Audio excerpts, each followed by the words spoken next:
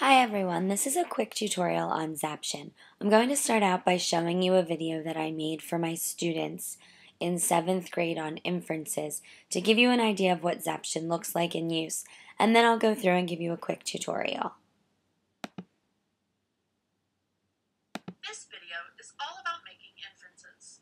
By the end of this video, you will be able to define the word inference, define textual evidence, read closely in a text to make inferences, and analyze an author's words to determine multiple pieces of textual evidence that support your inferences. So, you might be asking, what is an inference? The fact is, you make inferences every single day, usually without even realizing it. For example, if you sit down next to your best friend at lunch and she moves to another table, you might infer that she is angry at you, or that you smell funny. Or, if you get home from school and your dog jumps up and starts licking your face at the door, you can infer that he is happy to see you. Basically, an inference is an educated guess based on the evidence that is right in front of us, combined with our past experiences. Inferences are definitely required in everyday life.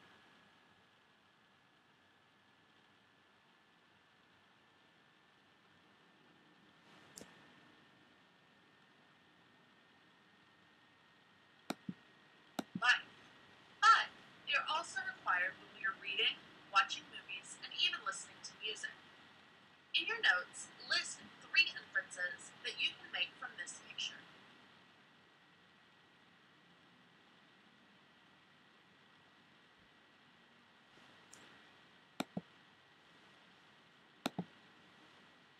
Good job. Good readers are constantly making inferences as they read literature or informational texts. This is because writers don't always tell us everything explicitly. They want us to think a little bit about what we are reading. For example, read the following paragraph with me as I read it aloud. Katie was excited about tonight.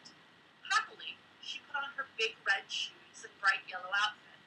Her mom helped Katie paint her face with a big red circle on each cheek. Just before Katie ran out the door to meet her friends, she attached her large squeaky nose and placed a bright blue pointy hat on top of her head. She grabbed an empty bag and went out into the night.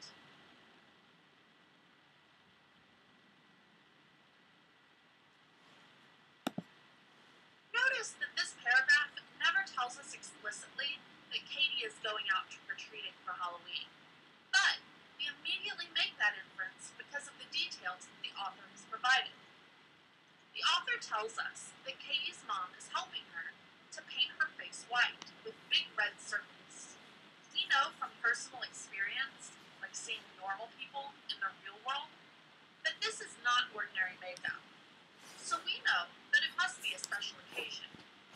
But she's running out the door to meet her friends. So she doesn't seem to be in a play, because we know from experience that plays are usually performed indoors. But it's that last sentence that really helps us to make the inference. Katie grabbed an empty bag and went out into the night. Because most people have been trick-or-treating, or at least seen others do it on TV or in movies. We know from our experiences that this means it's Halloween. These details that lead us to that conclusion are what we call textual evidence. Textual evidence is specific information from a text that we use to support our inferences.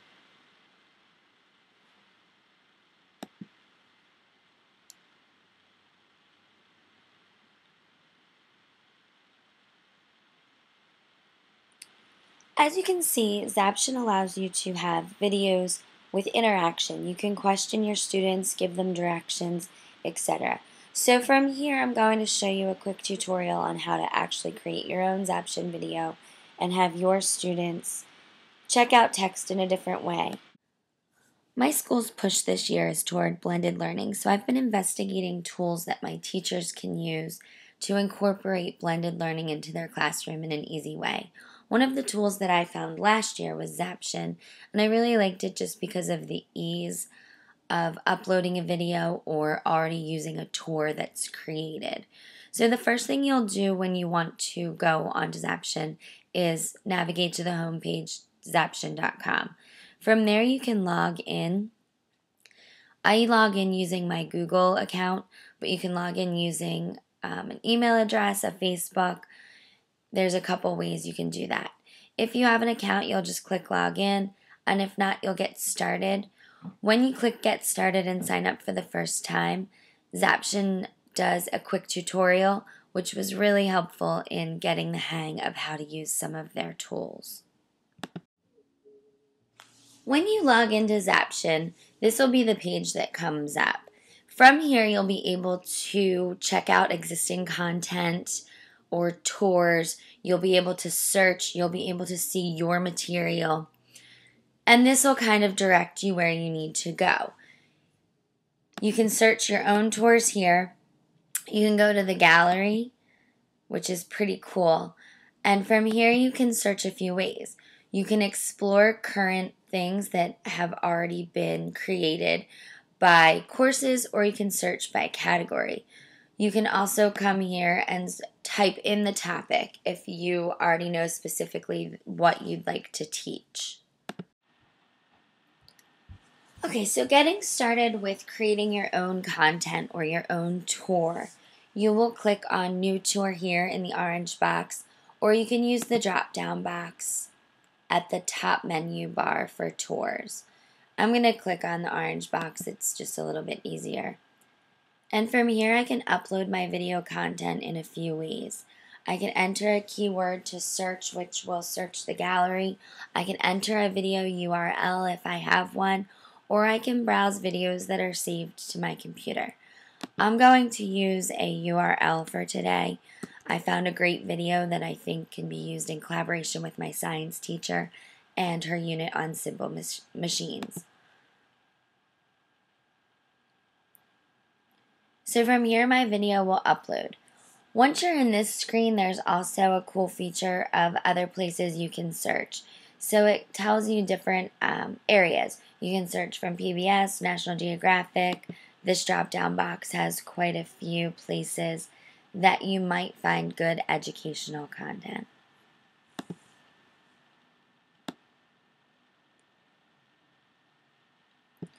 Once my video is uploaded, I'm going to click Add this video to a tour.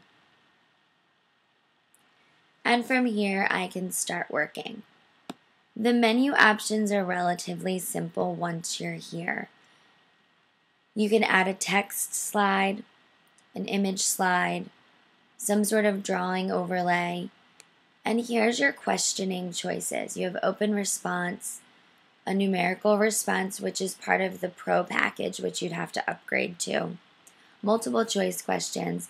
You can check boxes for questions with different answer choices. There's a few more here as you go further that are also included in the Pro feature. I'm interested in adding that on just for the fact of the discussion feature. Being in the library, I thought that would be kind of cool to use for some short stories or different chapters in a book that my kids were reading, literature circles. I have a million ideas for that. But to get back to the tutorial for the video I uploaded, the first thing I'm going to do is drop in a text slide here to the side and give my students some background information on what they're looking for. So I'm going to put in Rube Goldberg and simple machines using the OkGo video.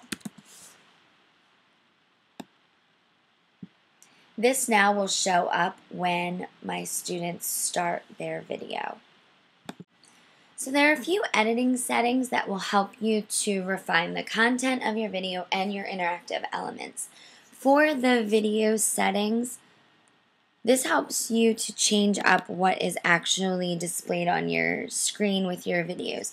If you don't want sound, you can mute the video. If you want subtitles running over it, you can upload subtitles. The other thing you can do with your video editing is to trim the content.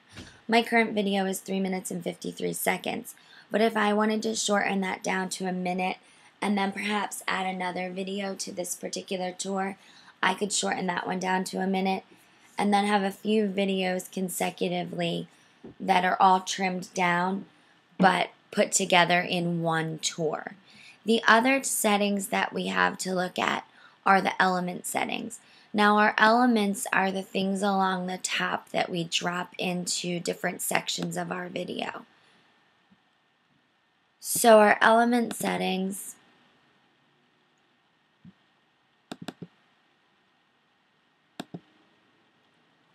are position, behavior, and duration. The position just decides where on the screen your interactive elements will pop up. The behavior allows you to have a pop-up or information on the side while your video is continuing to play, or you can pause your video if it's something you feel your students need a few seconds extra to answer the questions. You can also change the duration of how long something is on the sidebar or displayed.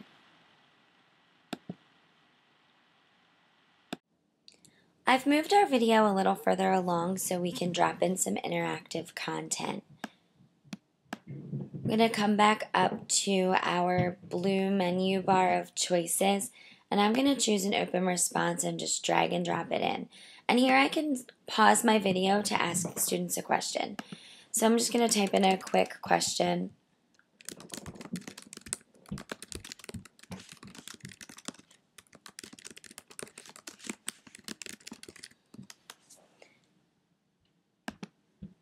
And now my video has an interactive element. My students would be able to type in responses here, and once they hit submit, I would be able to see it. You get some data after you share this video with your students.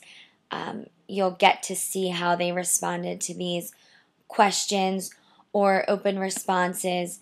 Any of the choices that you drop in, you'll get feedback immediately, which is pretty cool for formative assessment. There's a lot of ways to use this. We could continue to edit our content further and include more interactive elements by using the blue menu bar and dragging and dropping our questions into different parts of the video. But since that's pretty easy to understand once you get started, I'm going to show you the final step, and that would be publishing your video to share with your students. So again, you're just going to click on Publish, self-explanatory, and you'll have to give your tour a title.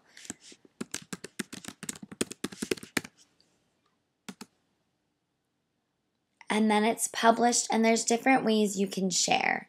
So if I come up here to the share button, it'll tell me how I can share it. I can email it, I can copy the link, I can embed it into something else. And then here's where I was saying you can collect the feedback from your students.